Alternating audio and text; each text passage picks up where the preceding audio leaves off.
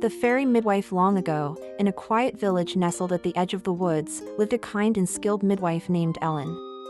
She was known for her gentle hands, her calm voice, and her strange ability to sense what a mother or child needed, sometimes before they even spoke.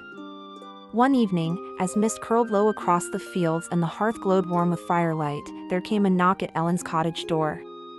When she opened it, a stranger stood there, tall, cloaked, and pale as moonlight, with eyes like polished stone. "My mistress is in labor," he said softly. "We need your help. Come quickly." Ellen didn't question him. She gathered her satchel and shawl and followed him out into the night. They walked far, farther than Ellen had ever gone, and yet her feet did not tire.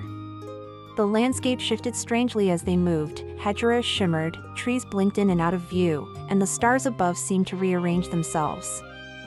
At last they reached a hill crowned with stones. The man touched one of them, and a doorway opened in the earth, glowing faintly like the inside of a shell. Inside was a home of uncanny beauty. Crystal lanterns lit the rooms, flowers bloomed from the ceiling, and soft music floated on the air like mist. Ellen was led to a chamber where a woman lay on a bed of moss and silk, her golden hair fanned out around her. The birth was long, but not painful. Ellen swaddled him in silken cloth and handed him to his mother, who smiled with eyes that gleamed like starlight. The woman hardly made a sound, and when the child was born, a boy with luminous eyes and a laugh like wind chimes, he was calm and wide awake. "You have served us well," said the first man, now standing by the doorway again. "Take this with you." He handed her a small wooden box, no bigger than a walnut shell, and then, before she could ask anything, he touched the stone again. The light vanished. She found herself standing on the edge of her village, with morning light creeping over the horizon. Back in her cottage, Ellen opened the box.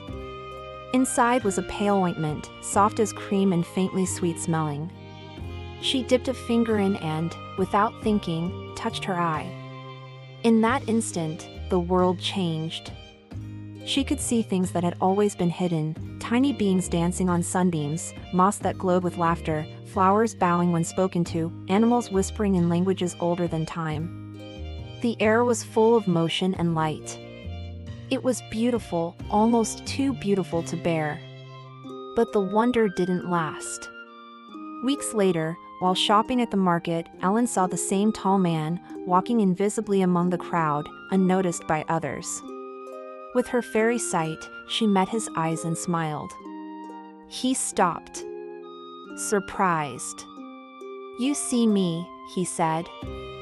"I do." He stepped close, and for a moment, his face was sorrowful.